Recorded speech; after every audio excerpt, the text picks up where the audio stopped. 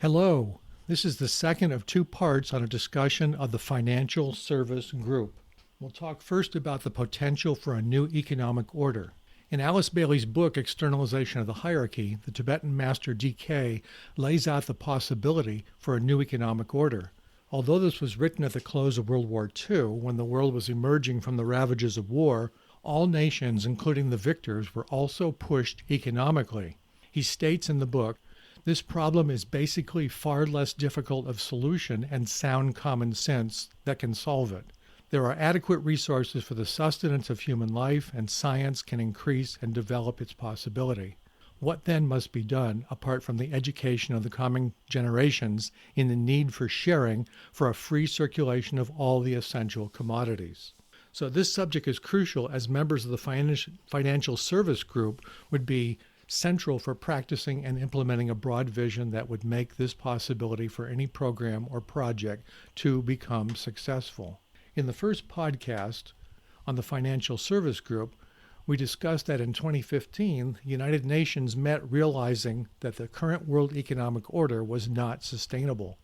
They saw that populations continue to grow and resources are being depleted, largely unchecked at an alarming rate. In short, they decided to enact 17 Sustainable Development Goals to be attained globally by 2030. The UN's 17 Sustainable Development Goals essentially represent economic responsibility, stewardship through governance, social change, and protection of the environment. Although not necessarily based on spiritual principles, the Sustainable Development Goals are a positive step forward, and they stated, these global goals provide a shared blueprint for peace and prosperity for people and the planet now and into the future. At its heart are the 17 Sustainable Development Goals by the UN, which represent an urgent call to action by all countries, developed and developing, in a global partnership. So with currently 8 billion people in the world and still growing, these goals are defined in the context that depletion or selfish control of the Earth's resources are unsustainable. Unless drastic measures are taken, large parts of the ecosphere will be severely damaged or gone in less than a generation. In addition, the 17 goals also says that the world's governments must address or combat and curb any forms of human-induced pollution that affects and contribute to climate change. Although the 17 goals are founded in a secular or non-spiritual context, the principle of sharing and a redistribution of wealth and control of the resources needs to be in place. A broad view of the UN's 17 Sustainable Development Goals emphasizes that a green economy would contribute to eradicating poverty as well as promote sustained economic growth, enhance social inclusion, improve human welfare, and create opportunities for employment and decent work for all. So let's talk about some of the objectives or the possible objectives of the new economic order. The financial service group has a significant role in creating the new economic order. Within the business and industry sectors, individuals and groups aligned with spiritual principles of sharing can work to provide security and abundance for all. They will do this by establishing international labor and environmental standards that stamp out any forms of separatism, provides jobs, economic opportunity, educational pathways, such as equal pay for women and minorities at all levels of society. They'll help with redistribution and sharing of the wealth by paying people a fair wage as to what they contribute to in the company. This can come about by understanding that it is the employees who really make a company wealthy and successful. They talk about climate change and tackling the issues around pollution. Corporations must share in responsibility, and that it is an environmental catastrophe happens in a country, it affects its neighbors. To prevent these problems, there should be a collaboration of industry and government to provide policy and legislation aligned around ensuring life and not the destruction of it. A change of attitude of the defense contract industry away from making weapons of aggression and war, and repurpose their profits toward investments in society that creates a foundation of peace. We'll talk about the renegotiation of debts of developing countries. This problem causes tensions of territorial sovereignty by political decision makers and economic advisors between leaders of economically poor and technologically rich nations. Talk about the regulation of activities and establishing responsibility for multinational corporations in non-Western countries, particularly around social responsibility to workers in factories and regarding negating pollution. Provide equitable access to resources of the oceans and the sea floors to all nations. When these sustainable goals are in place, this would also help to maintain a healthy functioning around the following areas of humanity. People, for example. We are determined to end poverty and hunger in all its forms and to ensure that all human beings can fulfill their life's potential in dignity and equality and in a healthy environment. Around planet, we are determined to protect the planet from degradation, including through sustainable consumption and production, sustainably managing its natural resources, and taking urgent action on climate change so that it can support the needs of a present and future generations. Aligned around prosperity, ensure that all human beings can enjoy a prosperous and fulfilling lives and that economic, social, and technological progress occurs in harmony with nature. A healthy functioning of the economic system of the world can also be around peace, with the intent to create peaceful, just, and inclusive societies which are free from fear and violence. There can be no sustainable development without peace and no peace without a sustainable development. That can also be around partnership. There needs to be an intent to bring together the necessary means to make this agenda happen through a spirit of global solidarity. This could entail creating a global partnership for sustainable development with the participation of all countries. And there could be an acceptance of this premise that the health, security, and happiness of mankind can become a reality through right and wise distribution and supply of goods and services. It is interesting to note that the 17 goals very much touch on the concepts of right human relations, cooperation, goodwill, and sustainability, although laid out in a non-spiritual or secular manner. That is, there's an implied morality going forward, but not a direct spiritual message. Esoterically, if the United Nations goals for sustainable development are fully enacted globally, these would be a major step towards fulfilling the requirements for the hierarchy's plan to be implemented. And it should also be acknowledged that those who put this whole program together were or are quite probably impressed by the hierarchy. However, a major problem not addressed is that so many of the nations have not stopped warring or infighting or selling weapons, nor have they enabled the principle of sharing that would allow these goals to become enacted. So until there are people or spokespersons in government and industry representing transparency, accountability, negation of corruption, and living ethically, we will then see this initiative as having the potential for being spiritually hollow. It is incumbent by all individuals, groups, and nations to enable this program, as it would, in the sense, create the context for love and goodwill towards people and the planet as becoming the prime motivating factor in human evolution. From Alice Bailey's book, Externalization of the Hierarchy, the Tibetan Master D.K. says, "A new era of simplicity must come in. The New World Order will inaugurate this simpler life based on adequate food, right thought, creative activity, and happiness. These essentials are only possible under a right economic rule.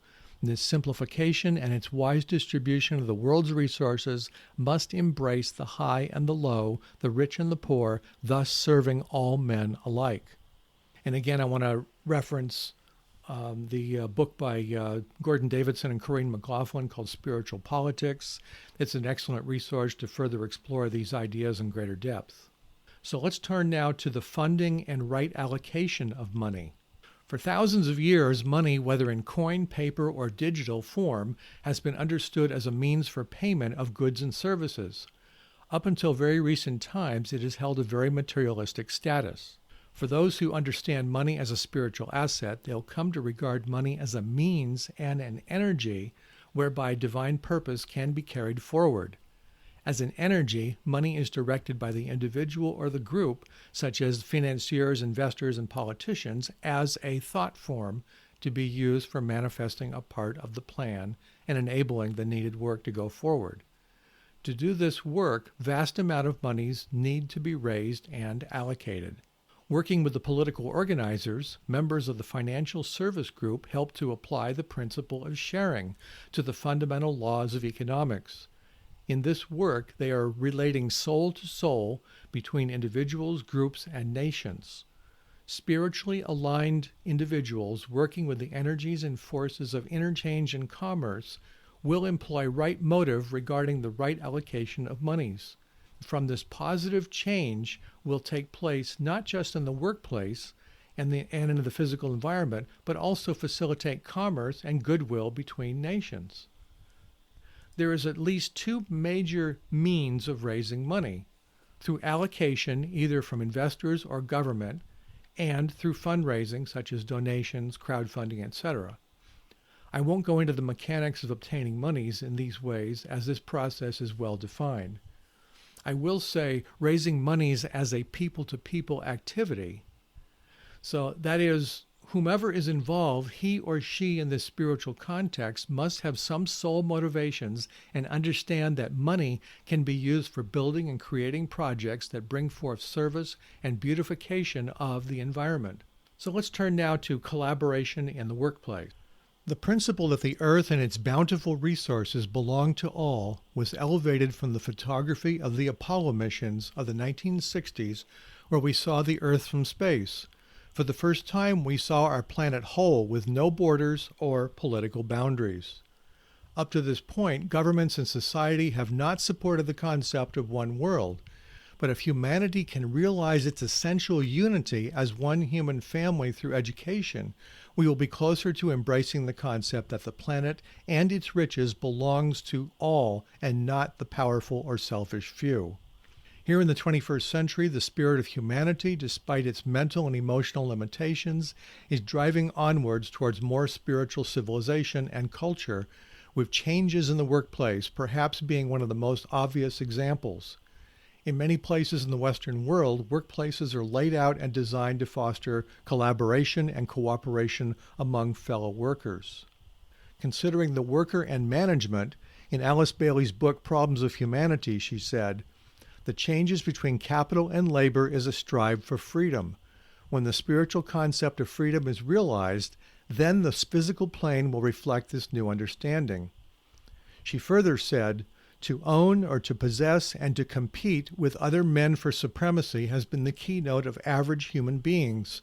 Man against man, householder against householder, business against business, organization against organization, party against party, nation against nation, and labor against capital. So that today it is recognized that the problem of peace and happiness is primarily related to the world's resources and to the ownership of those resources." For centuries, both labor and capital are inseparably connected, and any changes to either group will reflect the other. With the continual advances in automation and technology, we've seen a dramatic increase in productivity over the decades, which has benefited both capital and labor. This has made the workplace more amenable for the worker and promoting creativity, and thus allowing the capitalists to be more prosperous. Among the greatest benefits or intangibles and changes that have occurred in the 20th century forward that both labor and management enjoy are the principle of cooperation. For the business to expand and increase profits and expand its markets, capitalists have found a need to create new alliances, partnerships through mergers and acquisitions. Another benefit is using the open door policy.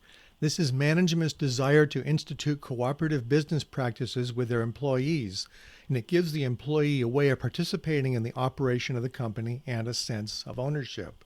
Another one is advent of technology.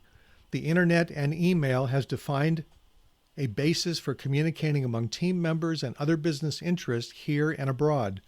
When individual parts of the company are located in different places, technology such as video conferencing and email allow management and workers to be connected as a virtual team.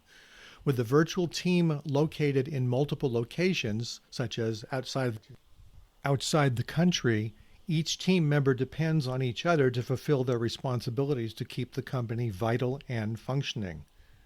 In just the last 30 years or so, for example, globalization is bringing together the political, economic, and social elements of society under the guidance and control of synthesis and right organization of the economic entity. This is another indication that the concept of unity is taking hold in the international political and economic consciousness, despite the frictions of all players. It should be noted that these activities will continue to influence civilization for hundreds of years into the future by conditioning humanity to create cross-border cooperation through trade. It's also, we should take note that globalization refers to an open flow of information, technology, and goods among countries and consumers. And this openness occurs through various relationships from business, geopolitics, and technology to travel, an exchange of money, cultures, ideas, and knowledge, and media. Political globalization refers to the amount of political cooperation that has been generated and exists between different nations. Social globalization refers to the activities of intercultural communication or citizen diplomacy. And this involves the sharing of ideas and information between countries, such as through popular movies, TV series, and the internet. So let's turn now to consumerism. Typically, in order to maintain a consumer-driven economy, capitalists and advertisers, regardless of culture, must keep the consumer continually wanting or desiring more products and services. For almost 100 years in the 1920s, the consumer's need for more products was strongly influenced by Edward Bernays. Known as the father of public relations, he wrote books on how to influence society and public opinion using advertising images, words, slogans, and news headlines. In short, he used techniques to influence people's free will, thoughts, fears, and desires for economic or political gain. One of the most famous ad campaigns targeted women to smoke with cigarettes, and their ads were titled Torches of Freedom. In the decades that followed, the American Tobacco Company, the Nazi Party in Germany, the CIA, advertisers, and politicians took notice and profited from Bernays' ideas at the expense of the public by manipulating people's emotions, desires, and weaknesses. As capitalists are naturally responding to the public's insatiable appetite for more products, this appetite has serious karmic consequences on the environment and the human psyche, as corporations strive to meet the consumer's wants. To satisfy the consumer's demands for more products, the Earth's resources are being depleted at an alarming rate and thus creating more pollution on the land, the air, and the oceans. Since at least the 1980s, social scientists and economists have come to the realization that consumerism cannot maintain its current pace and thus is not sustainable. Also, to maintain the world economy, regardless of philosophy or government type, the addiction to oil has justified warring on other nations to make sure that oil will continue to flow to the nations of the world. Through the combination of public apathy and the political and economic forces that influence the oil industry. The forces of rebuilding the earth are burdened with the daunting task of overcoming the illusion and dependence we have ascribed to the need for oil. This, of course, raises the questions about alternatives to oil such as wind, nuclear, solar, and free energy devices. In short, civilization continues to evolve, but life in all kingdoms continues to be stressed. This is due to the insatiable desires of man to satisfy the consumer's needs, regardless of the depletion of the world's resources and the damage to the environment. And this addiction has clouded any clear vision for a sustainable future. In essence, this represents a significant threat to world peace and stability for the future. Let's turn now to the subject about the value of the individual. When man is motivated by the will to good, steps can be taken by government, politicians, heads of industry, and company managers to constructively overcome the problems of the underprivileged, the homeless, and forgotten members of society. If industries and companies fail, people are put out of work due to market priorities, poor decisions, and wrong allocations of monies. Many of these workers, through no fault of their own, may stop looking for work or for viable employment as they are unable to find another acceptable job to help them pay for their life expenses. Some become homeless, others develop mental and physical problems, and their health deteriorates. Lost in the process is a tremendous loss of creativity and productivity. In the Aquarian era, all peoples will be recognized for their worth and what they can contribute to society. With a strong set of spiritual principles and values as a guide, no one would fall through the cracks. Monies would be allocated for education and training to provide right intellectual development for each individual to participate in society. When the economy is organized based on a sound spiritual basis, unemployment and unfair business practices will become a thing of the past.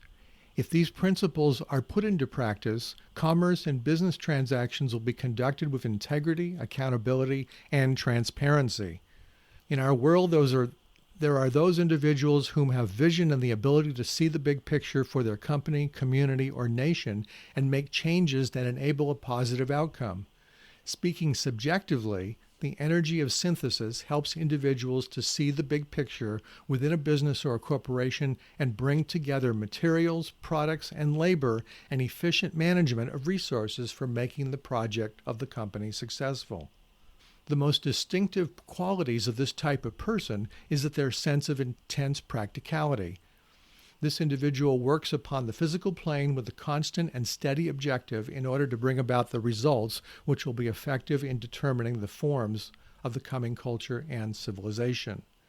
Viewed esoterically, their characteristics are the energy and the focus of executive work, with the object of building, coordinating, and producing cohesion within the organization. It is distinguished largely by the energy which manifests itself in rhythm and government, rule of law and order, executive organization, such as the world of commerce and finance. Ultimately, skilled disciples or initiates will help to organize world affairs, both politically and economically, so to initiate the new economic world order. In the economic sense, the energy of synthesis brings opportunity through an active and coordinated concrete mind, or the finite mind, with their vast business capacity for achieving the gradual domination over the organization. From this work, a new rhythm through vision or a mission statement, the rule, or such as corporate policies, and the order will ensue. In this work, the individual or the disciple wields the force in order to build the forms which meet these requirements in a more scientific way. And this is demonstrated by personages such as Jeff Bezos, who created Amazon, or Elon Musk, who created the Tesla Corporation. Both corporate organizations are expansive and well organized to facilitate a successful order and control the ultimate success of the corporate entity. Note, I am not talking about their ethics and methods or practices of these corporations. The energy of synthesis helps to foster the objectives and the rhythmic working of the group. For example, in the business world, internal IT environments, for example, or office spaces are often structured and designed in an intelligent manner to foster collaboration and open communication between the team members. This activity inevitably fosters goodwill, sharing, and cooperation. Let's talk now about the ethical use of money. In the Aquarian era, members of the financial service group will work with the political organizers group as a matter of ethics in holding an attitude of establishing peace and eliminating the causes of war. And this can be done by directing monies away from war-making industries toward more humanitarian pursuits, such as investment in education, eliminating poverty, and making health care and medicine available for all. In the United States, for example, there are vast amounts of money spent on military expenditures, not to mention the gun industry too. The industries that create the weapons of war or even handguns provide a major source of income for the government, corporations, and individuals. Their vision is myopic and does not consider the damage to the human psyche and the physical environment for producing these items. Needless to say, the war industry in producing anything from guns, bombs, and missiles is not working in the best interests of society or humanity. For over 60 years, the so-called military-industrial complex in the United States allows certain governmental and private individuals to stay in power. Under this system, for example, politicians are able to secure contracts for building a fighter jet or a missile in a particular state or district. There's no question that the weapons industry provides a multitude of jobs throughout the United States. Because these industries create jobs, the politicians' constituents continue to support their re-election campaigns. This then becomes a vicious circle where they are supporting a system that includes taxing the Earth's resources. The point here is that the activity is not in the best interest of the country or humanity as a whole, not to mention taxing of the Earth's environment. Of course, on a governmental level, there must be a major shift in attitude and efforts in diplomacy toward establishing peace and eliminating the causes of war, such as fighting over resources so that monies can be allocated to more humanitarian pursuits, as we mentioned before, such as investment in education and healthcare. By not shifting priorities for resource allocation, this deprives significant parts of humanity from the means to overcome some of its most pressing problems. Other industries that operate not in the best interest of humanity for literally centuries are run by individuals, families, corporations, and nations that have been involved in the lucrative trade of animal tusks or ivory, or even exotic animals. This need has provided motivation to poachers who are hunting many animals such as elephants and rhinoceros to the brink of extinction. Although there are laws in various nations to prohibit this poaching, it still happens. The issue of overfishing at places around the world is a problem and is impacting the animals and the fishes in the oceans of the world. While there is increasing awareness around these issues, raising public awareness on how man is physically impacting or stressing the animal kingdom. Often there are massive die-offs where whales, dolphins beach themselves for unknown reasons. There is an abundance and scientific information and studies in the mainstream media addressing these issues. Some studies suggest man is the culprit to this, including navies using sonar waves, which causes stress in whales and other sea creatures. More needs to be done at the political level if we are to prevent extinction of these species and therefore cause other unintended consequences in the environment. So let us close by talking very briefly about what has been accomplished by the financiers and the economists, or the financial service group.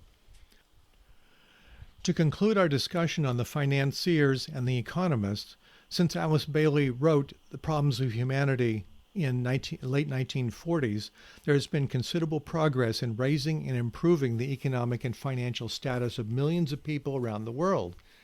But with this prosperity has also come a price. People around the world have been seduced by the material dream at the expense of the environment. How much longer can the earth sustain the billions of people clamoring to meet their insatiable material desires? On the other hand, with the increased population, there are more people of goodwill, of altruism and philanthropy than ever before on the planet. By investing in the future, many financiers and people with wealth are bringing a higher vibration of understanding to the myriad uses of money energy, and understanding to light which plays out through the media, the arts, education, politics, economies of the world. Through their influence, more monies are allocated and raised than ever before for education, the arts, and the funding projects that provide man with a sustainable future. It is they who continue to be solution-oriented and hold the thought form of hope for a better future than previous generations. This concludes a discussion on the Financial Service Group, Part 2 of 2.